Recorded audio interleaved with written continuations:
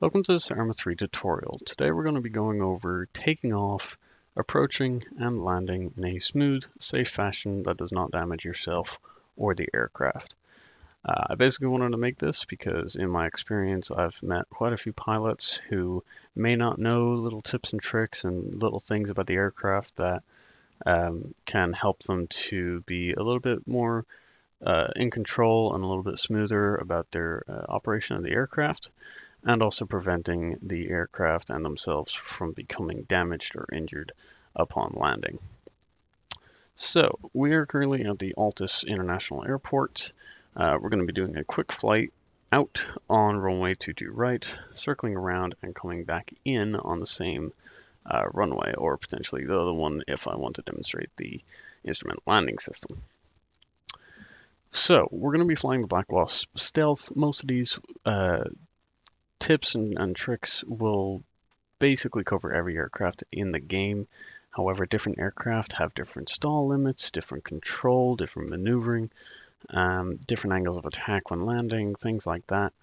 So you will need to practice this a little bit. However, most of the points that I'll be covering today will be universal and can be applied to the different aircraft.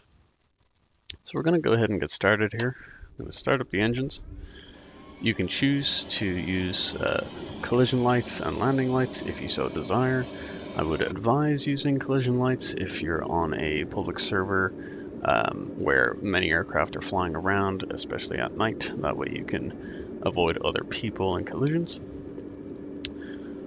So the basics for taking off is, first of all, we're going to be going over what you need to do prior to a takeoff, what speed you need to be going when you begin your rotate, and the different procedures after you take off.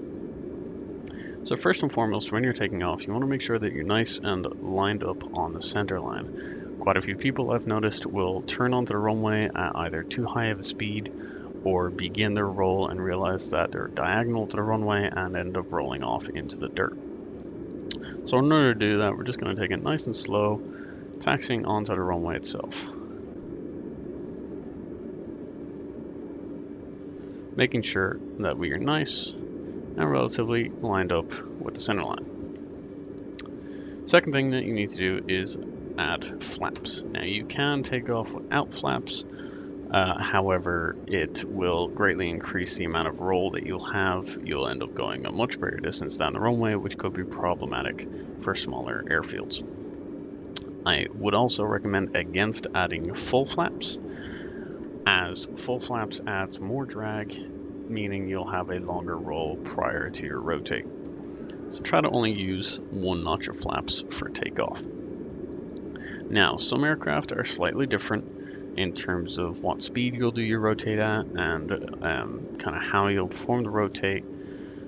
In this case, for using the Black Wasp Stealth, I typically begin the takeoff roll at about 200 kilometers per hour, at which point I'll do a gentle pull back on the stick and get us airborne without jolting the aircraft directly upwards. I do see quite a few people who will get to about 250 to 300 kilometers per hour, pull back on the stick, and then their aircraft jolts off the runway towards the sky. It does work, however, with certain aircraft, namely the Shikra and some other modded aircraft, this can prove the problem of ending up with a tail strike and destroying the aircraft on the runway. So we're gonna begin our takeoff roll, making sure to stay nice and straight on the runway center line, get to 200 kilometers per hour, and begin the rotate.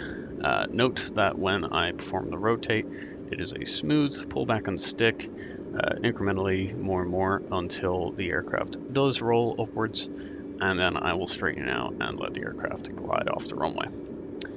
Now, important thing to note, I do use a joystick. This will be different for people who use different joysticks, mouse and keyboard, or even controller. However, the general basis remains the same. So we're going to go ahead and take off here, and at the 200 mark, we're going to rotate.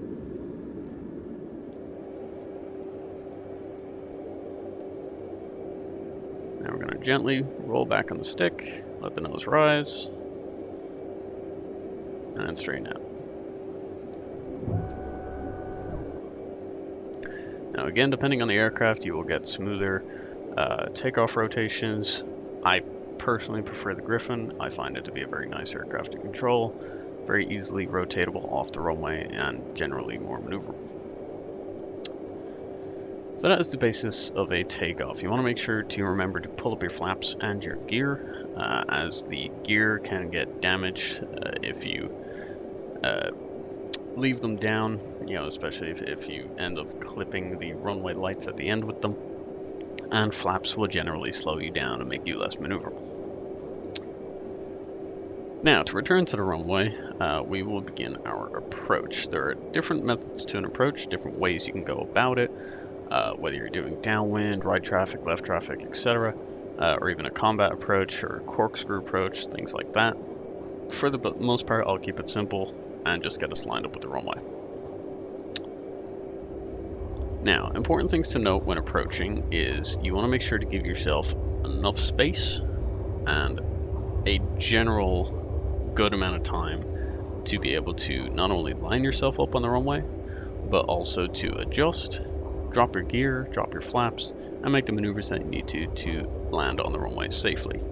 You do not want to end up above the runway and still not have a clean approach. At that point, it's just best to go around, reattempt the approach, come in a bit slower, give yourself more time, and make sure that you can stick that landing. So the way we're going to go about this is generally you want to make sure that you're lined up with the runway within about 3 kilometers of the airport. You can do this by different methods, either by using the map or by using visual. Right now I'm going to increase the view distance so that I can see a little bit better. And there off to our left is the airport. Now when making your approach, you want to be at about 400 kilometers per hour when you're more than 3 kilometers away, just to make sure that you don't stall out or that you're not going too slow, that enemy aircraft or enemy ground defenses become an issue. So in this case, we're going to be landing on runway 04 left. This is the one without the instrument landing system and without guidance. And I'll just be going over the general basis of how to land on a non-ILS runway. So as you make your approach, you want to drop your flaps by 1, making sure to give yourself enough lift and to be able to adjust your angle of attack.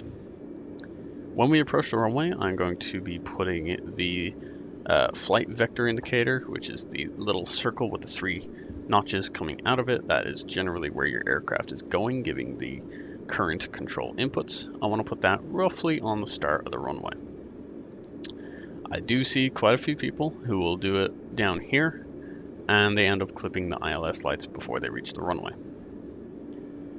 So now we're nice and lined up on runway 04 left. We're going to drop flaps to full and drop the landing gear. Want to bring our speed down. The average landing speed that you want to land at in a Black Wasp and most of the air superiority aircraft like the Griffin and the Shikra is about 270 kilometers per hour. With the gear down, we are now coming towards the runway, putting the flight path vector indicator on the start of the runway.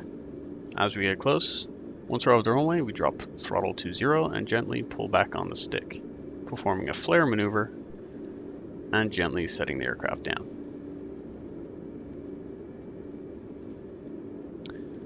In terms of flares and in terms of getting smooth landings, practice makes perfect. You will never get it right every single time. Even the most experienced pilots sometimes have a rough landing, flare too early, flare too late, and can occasionally have other issues. Just because you don't make a smooth landing, that does not make you a bad pilot. So we're going to try this again, and we're going to just review some of the tips and different things we've gone over already. An important thing to note when taking off of any runway is make sure that whatever aircraft you're flying and whatever runway you're taking off of, that you have enough space, enough length of the runway, and enough speed to be able to get off of the runway.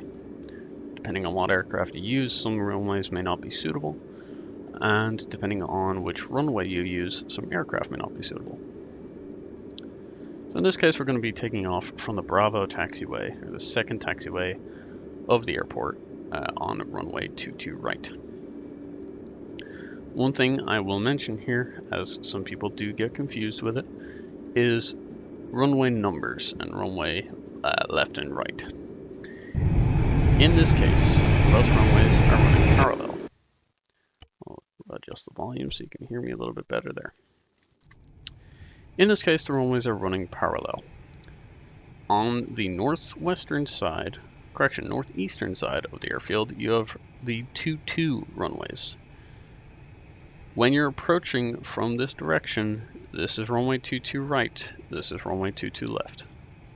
However, the same runways, when you go to the opposite side, hold a different number. This becomes 04 left, this becomes 04 right. The reason that runways are named this way is because of their runway heading.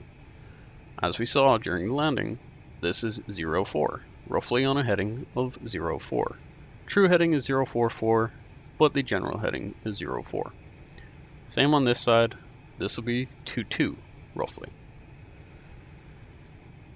So when you're coming into land, and if you have ATC on your server, or just generally want other people to know which runway you're coming into, the runway that you'll be calling out, that you'll be landing on, depends on the direction that you're coming from, and which side of the runway that you land on. So for example, if I'm approaching from the south, and I want to land at the airport, I will state that I'm coming into land on runway 04 right. This is because I'm coming from this direction and landing on the right side runway from this direction. If I'm coming from the north, I will come in, and to land on this runway, on the southern end of the airport, this will then become 04 right from this direction, but 22 left from this direction. The direction and the number change depending on which way you're coming into the runway. This is a common mistake, it happens to quite a few people, and it is an important one to learn.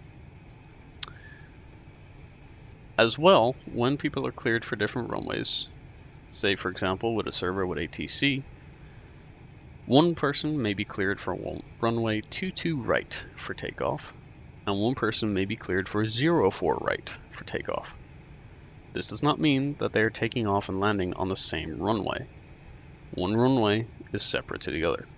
Even though both of them are right designations, because they're coming from opposite directions, the right flips.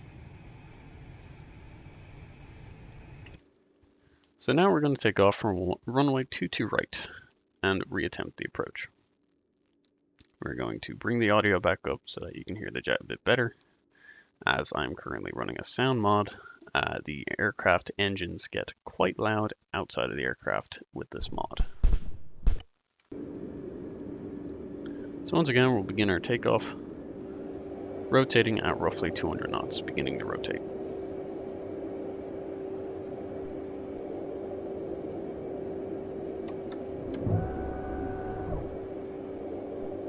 We will now turn off to the right and reattempt approach. This time we're going to do an ILS guided landing. ILS stands for Instrument Landing System. This will give you guidance on your HUD for the runway that you're coming in.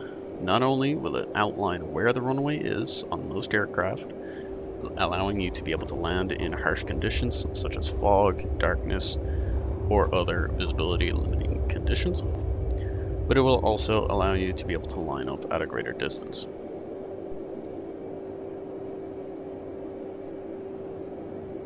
In the case of Altus, the international airport, only one of the runways has ILS guidance.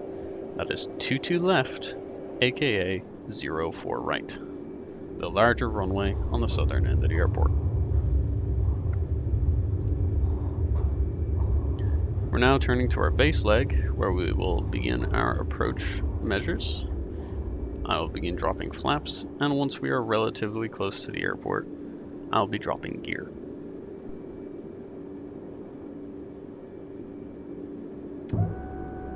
With the gear down, the ILS system has captured us. As you can see, this current ILS is going towards the AAC airfield and is not useful for us. Make sure that you're lining up for the right ILS. So we will now bring up the gear until we are closer to the airport to capture the correct ILS.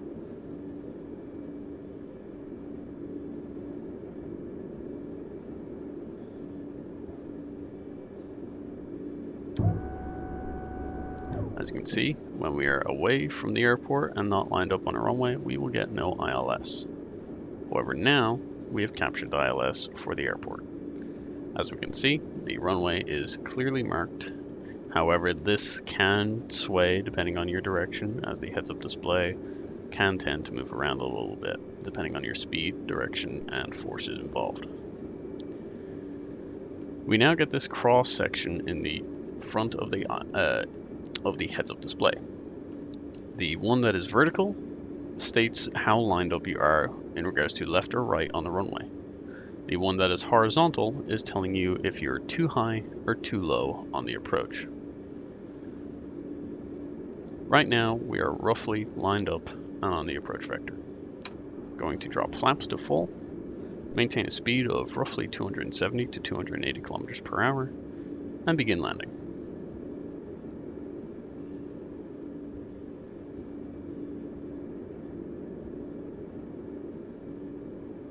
Once we have reached the runway, throttle will be reduced to 0, and we'll begin our flare.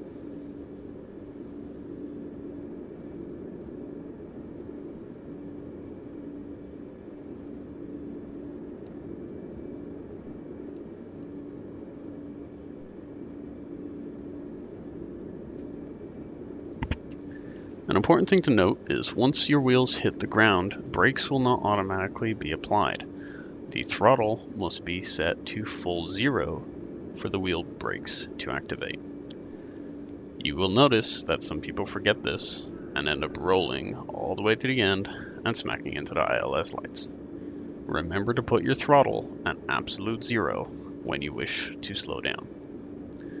Alternately, you can also use the air brake, however this will not bring you down to 0. This will merely slow you down in general.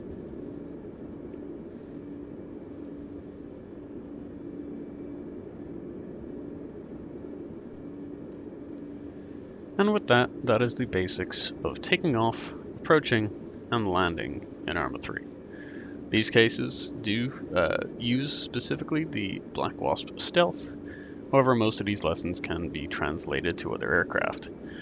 Things to note with different aircraft in particular, namely the Shikra, you will be pulling a much higher angle of attack when landing, aka the nose would be pointed much higher in regards to the direction that you're going when landing. So, practice makes perfect. The Shikra is a bit of a tricky plane to learn, however, once you practice it, you'll get it down. In the case of the ground attack aircraft, namely the Wipeout, aka the A-10, the Nephron, aka the Yak-130, and the Buzzard, aka the Alka, these aircraft have a slower stall speed and thus have a slower approach speed when landing. Typically, when I fly these aircraft, I tend to keep the speed at about 200 to 230 kilometers per hour when landing. Anything below 180 knots, or 180 kilometers per hour with those aircraft, will induce a stall, depending on your angle of attack, the amount of flaps you have, things like that. Generally, anything below 180 will induce a stall. That is about it for taking off, approaching, and landing, different notes on different aircraft, and different lessons on how to line up and land smoothly on a runway.